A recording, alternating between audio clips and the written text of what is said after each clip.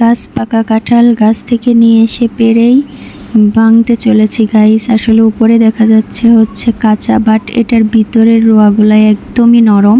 এই গাছের কাঁঠালটাই এমন হয়, উপরে দেখা যায় শক্ত, কাটাই যায় না। অন্য দা বা ছুরি এগুলা দিয়ে মানে কাটা লাগে সাধারণত গাইস। কাঁঠাল ভাঙ্গে আর আমি কাটতেছি। যাই হোক গাইস, আসসালামু আলাইকুম, কেমন আছেন সবাই? আশা করি সবাই ভালো। আর আপনাদের কাছে আবারও অনুরোধ করছি আমার ফুল ভিডিওটা দেখবেন, ভালো লাগলে অবশ্যই লাইক কমেন্ট শেয়ার করবেন। দেখেন আমি একটা চাকু নিয়ে বসে পড়েছি কাঁঠাল ভাঙতে, আর কাঁঠালের উপরে দেখা যাচ্ছে কেমন সাদা টাইপের। আমি ভাঙতে বসেই মানে কেমন যেন কনফিউজ হয়ে যাচ্ছিলাম যে এটার মধ্যে আসলেও রোয়া আছে কিনা। বাট একটুখানি ভিতরে যাওয়ার পরেই দেখলাম গাইস একদমই এত সুন্দর কালার, মানে রোয়ার কালারটা এত সুন্দর। আপনারা রোয়া বা কি বলেন জানি না, কাঁঠালের কে কি কোন আঞ্চলিক ভাষায় কি বলে। আমাদের এইদিকে কাঁঠালের এটাকে রোয়া বলে। যাই হোক, এবার আমি কাঁঠাল ভেঙে কাঁঠালের রোয়াটা বের করে নিব গাইস। এত নরম, বলতেইছিলাম যে উপরে শক্ত বাট ভিতরে হচ্ছে নরম। আর গাছ থেকে নিয়ে এসে অমনি আমি কাটতে বসে পড়েছি গাইস। প্রচুর পরিমাণ কষ, আঠালো টাইপের ছিল। বলে না, পিরিতি কাঁঠালের আঠা লাগলে পরে ছাড়ে না। দেখেন কীরকমভাবে হচ্ছে ফুল কাঁঠালটা আমি হচ্ছে ভেঙে নিলাম। আর ভাঙার পরে গাইস রোয়াগুলা এত সুন্দর আর এত মিষ্টি। গাছ পাকা কাঁঠাল মনে হয় এরকমেরই হয়। কালারটা অনেক বেশি সুন্দর আসছে গাইস। আমি যখন ঢাকায় থাকতাম কাঁঠাল বেশি কি বছরে খাওয়াই হতো না, আর বাড়িতে আছি বলেই কাঁঠালের মানে ভাগ্য, কাঁঠাল খেতে পারতেছি। অনেক কাঁঠাল খাওয়া হয়েছে এবার আলহামদুলিল্লাহ। এবার আমি কাঁঠালের পিঠা বানানোর জন্য হচ্ছে কাঁঠালটার বীজ ছাড়িয়ে নিচ্ছি। আর কাঁঠালের পিঠাটা বানানোর জন্য অবশ্যই নরম কাঁঠাল লাগবে, কারণ নরম কাঁঠাল হলে এটার ভিতর থেকে এটার ভালোভাবে হচ্ছে মানে কাঁঠালের রসটা বের করে নেওয়া যাবে। আর কাঁঠালের রসটা অনেক ঘন এবং সফট হচ্ছে কাঁঠালের, নরম কাঁঠালেরই হবে, কারণ শক্ত কাঁঠাল হলে এটার রস বের করানো অসম্ভব, বেশি একটা ঘন রস হবে না। এই তো এবার আমার রসটা বের করে নেওয়া হয়ে গেছে গাইজ। দেখেন কতটা সুন্দর লাগছে, মনে হচ্ছে যে তালের রস বা পাকা আমের রস। এবার আমি এখানে দিয়ে দিচ্ছি হচ্ছে 1 কাপ ময়দা। মানে ময়দা আমাদের হচ্ছে ময়দা আর চালের গুঁড়িটা ওইভাবেই নিতে হবে যেন মাপ মতো হয়। আমি সেটাই করতেছি, আমি চালের গুঁড়ি আর ময়দাটা সেই পরিমাণ মতোই নিচ্ছি।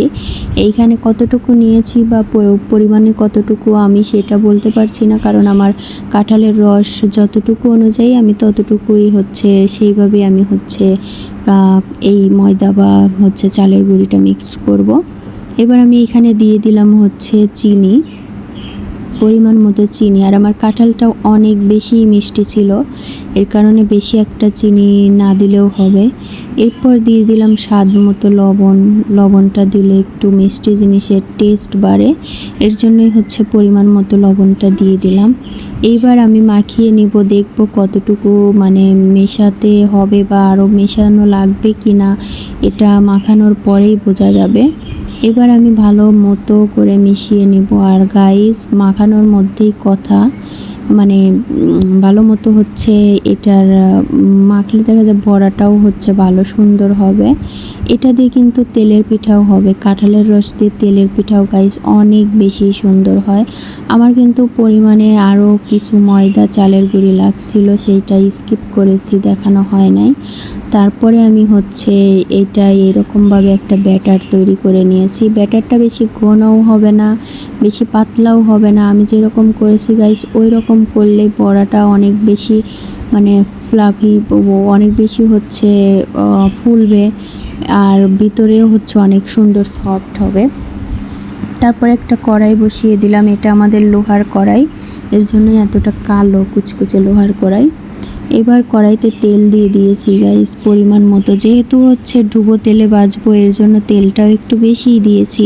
আর দেখেন তেলের উপরে একটু হচ্ছে দিয়ে দিলাম বেটারটা, দেখলাম যে কতটুকু কেমন তেলটা গরম হয়েছে। তেলটা বেশি হাই গরম, বেশি একটা গরম হলেও চলবে না, আর বেশি একটা হচ্ছে লো থাকলেও হবে না, পরিমাণ মতো গরম করে নেবেন। তারপরে আমি বড়াটা দিয়ে দিচ্ছি। বড়াটা সুন্দর মতো করে শেপ করে, মানে গোল গোল করে যেরকম করে দেয় আর কি, ওই রকম করে দিচ্ছি। আর ব্যাটারটা যেরকম সেই রকমেরই হচ্ছে বড়াটা ওইভাবে হচ্ছে পড়ছিল না। তবে গাইস টেনশনের কোনো কারণ নাই, এটা আসলে নিজে নিজেই ফুলে নিজে নিজেরই আকার হবে। একদমই বড়ার শেপ বড়ার থেকে মানে ভালোই হবে দেখতে, মনে হবে যে কালো জাম মিষ্টি যে হয় না সেটা বাজতেছি।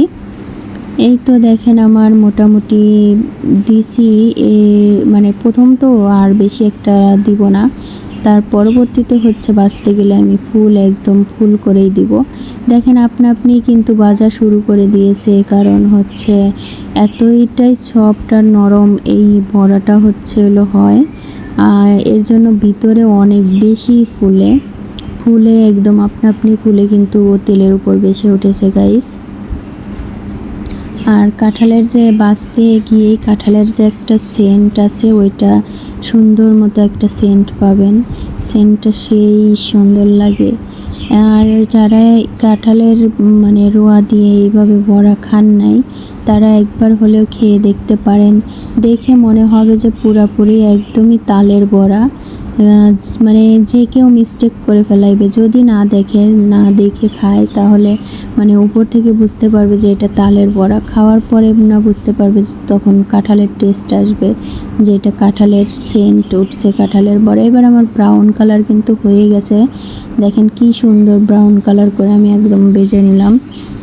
এভাবে আমি সব বড়াগুলো আমি সেম একই রকম করে ভেজে নিব গাইস। আবারও তারপরেও দেখিয়ে দিচ্ছি হচ্ছে আরেকবার কিভাবে দিতে হয়। আমার কিন্তু দেখেন আমি বলছিলাম যে যেরকমই শেপ হোক না কেন দেওয়া হোক, কিন্তু পরবর্তীতে অনেক সুন্দর হয়, সেম সেটাই হয়েছে। কারণ এটা দেওয়ার মধ্যে কথা দিয়ে মানে হচ্ছে যেভাবেই দেন না কেন আপনার পরবর্তীতে হচ্ছে সুন্দরই হবে, কারণ বেটারের মধ্যে কথা, বেটারটা যার যত সুন্দর হবে তার তত হচ্ছে পিঠা বলেন বড়া বলেন সেটা সুন্দর হবে।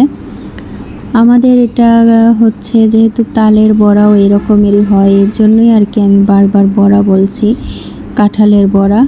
আর অনেকেই পিঠা তালের পিঠা বলে, অনেকেই মানে কাঁঠালের পিঠা বলে। আর অনেক ইউটিউবেও দেখলাম এরকম হচ্ছে কাঁঠালের পিঠা অনেক রকমেরই বানাচ্ছে। আপনারাও চাইলেও একবার হলেও এরকমভাবে বানিয়ে দেখতে পারেন আমি যেভাবে বানাইছি। একদমই সহজ রেসিপি, সহজ পদ্ধতি, কয়েকটা মাত্র মানে জিনিসের দরকার। আর কাঁঠাল তো এখন সবার বাসায় অ্যাভেলেবেল, আর এত পরিমাণে এইবার কাঁঠালের সিজন, মানে এতটাই হচ্ছে হলো বেশি কাঁঠালের পরিমাণ, সব জায়গায় কাঁঠাল প্রচুর পাওয়া যাচ্ছে। আর কাঁঠাল কিন্তু সস্তা গাইস, দেখা যায় বড় বড় কাঁঠাল 50 টাকা 40 টাকা হলেই অ্যাভেলেবেল কাঁঠাল। আর তাছাড়া হচ্ছে মানে এইবারই হচ্ছে আমার মনে হয় যে কাঁঠালের দামটা একটু বেশি কম। দেখেন আমার এইবার যে মানে বড়াগুলো বাজলাম সেইগুলো আমার পুরাই দেখে মনে হচ্ছিল যে কালো জাম মিষ্টি, রসে ভিজালে মনে হয় যে মিষ্টির মতোই হয়ে যায়। তো যাই হোক, দেখেন আকাশের অবস্থা, সন্ধ্যা হয়ে গেছে, আকাশের অবস্থাটাও অনেক সুন্দর, একদম খোলামেলা ফ্রেশ আকাশ। এবার দেখেন লুকটা